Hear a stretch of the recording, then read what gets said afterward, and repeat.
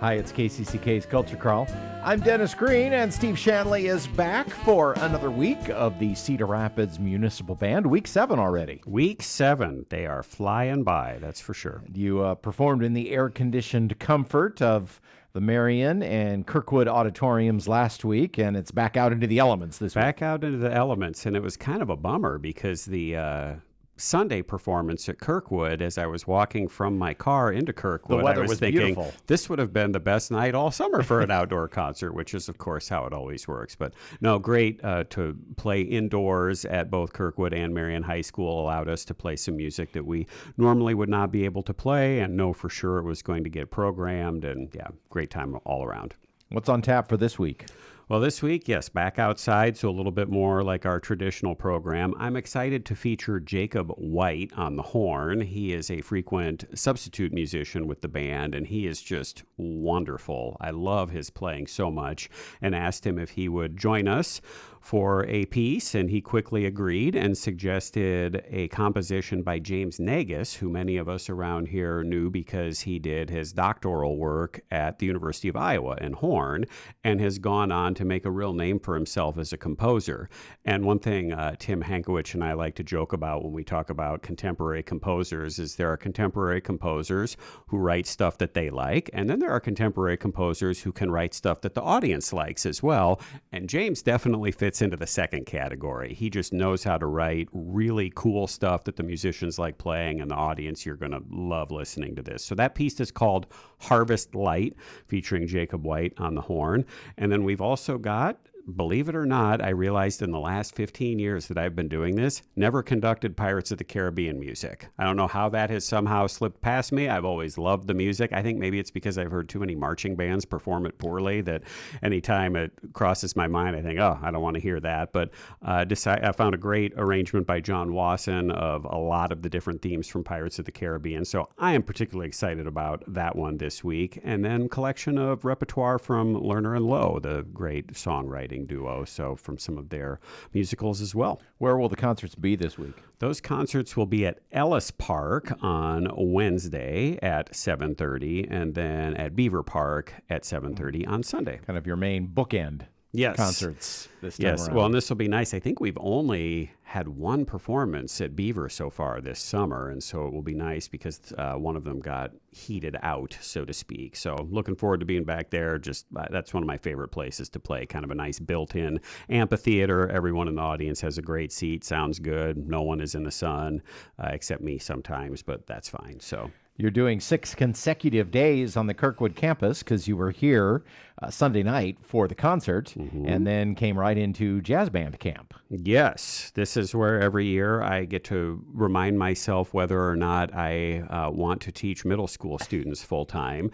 And every year I go into it thinking that I am not going to want to teach middle school students full time. And then by the end of the week, I'm sad that I won't get to see them again because they are a blast. So yes, we just got started with that. And it was so cool hearing the students in the hall like, oh, you know, Mercy, Mercy, Mercy. Yeah, I know that one. And they would play that together, or they're like, you know, trading Rubik's Cubes around or whatever. And so it's fun from a teaching standpoint, but also it's just sort of as I worry about the future of humanity and look at these kids, I'm like, oh yeah, we're going to be fine. There's a lot of cool kids out there, and I'm glad they're coming to jazz band camp. Well, thanks for taking time out of your busy summer to be a part of our faculty. Well, I don't know if I really have that much of a choice, Dennis, because as you or the listeners may or may not know, my wife is the camp director. So each year when I get asked if I will return, I treat that kind of like how I'm often asked questions, where I think I just know the answer should be yes. But yeah. Our camp ending concerts are open to the public, 10:45 a.m. and 3:30 p.m. on Friday. If you would like to hear the next generation of jazz musician, I know that and of course as an educator, you see students all along the continuum of their experience. But I know that when I see our jazz band camp students in high school or even college, I really feel like while they may not remember too much about their jazz band camp experience, I feel like they have gotten an extra leg up in jazz band because of this experience. I completely agree. That is one of my favorite things as well, to watch what ends up happening with these students and remembering way back when they got started with us or in their middle school programs. And every once in a while, middle school directors will contact me and say, I'm starting a jazz band, or I want to get the jazz band bigger. What should I do? Should I work on this scale or this style, or should they be able to improvise in all 12 keys? And my answer is usually just one thing. Your job is, when they are done with jazz band with you, that when they are given another opportunity for jazz band, they think, oh yeah, I want to do that.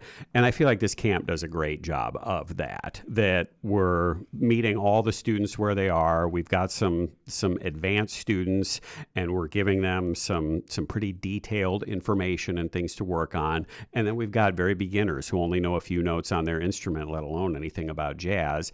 And my hope is that at the beginning of the year, when they go to their school and they say, hey, we have a jazz band, you want to sign up for it, that the students who attended the camp said, yeah. And if that happens, mission accomplished. That's broadly our entire goal with all of the jazz education programs, is for students as they become adults to want to continue to have, not everybody, of course, is going to be a music major, right, or a band director or play professionally, of course. But if they want to keep enjoying music, whether that's in a community band or their own thing, or just consuming it, or coming to Jazz Under the Stars, turning on KCCK, having a little bit better idea of what they're listening to, a little bit better understanding of it. That's all golden. Yes, but if that happens, we all win.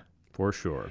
So again, it's week 7 for the municipal band, Bever and Ellis Parks. So Bever on Wednesday. Ellis on Wednesday, Bever on Sunday. And if you are driving and don't want to write this down, you can visit us on Facebook or at our website, crmuniband.org, and we've got the locations and maps for you there as well. 2 more weeks to go. We'll talk to you next week. Thanks, Dennis. You can hear the Culture Crawl live on the radio most weekdays at 10:30, on demand at kcck.org/culture, or subscribe using your favorite podcast player. Watch our videos on the KCCK Facebook and YouTube channels. Our producer is Lydia Kilgore.